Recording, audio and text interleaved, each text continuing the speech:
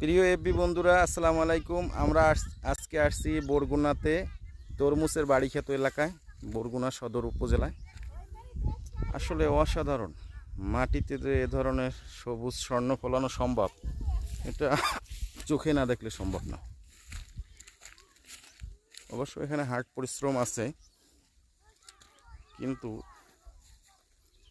তরমুজ বিক্রি হয়ে গেছে 2 লক্ষ টাকায় 1 বিঘা সম্পত্তির এককানি বিভাগের। আসলে মারাত্মক, দেখতে মন জুড়ে যায়। মাশাআল্লাহ, আলহামদুলিল্লাহ। ওগুলো কিছুটা গাড়িতে উঠেছে, কিছুটা আছে।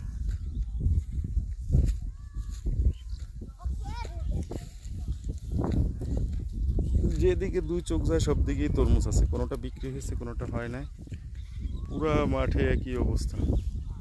বিক্রি করে তরমুজ গাড়িতে করে নিয়ে যাচ্ছে, পরিবহন করতেছে।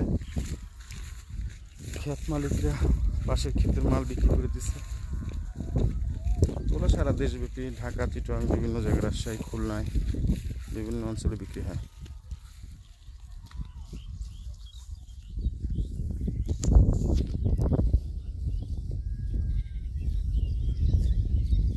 যেদিকে চোখ যাবে সেই দিকেই শুধু তরমুজ আর তরমুজ।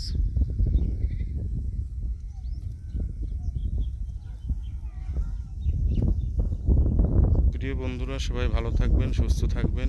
সবার প্রতি দোয়া ও ভালোবাসা রইল। আল্লাহ হাফেজ।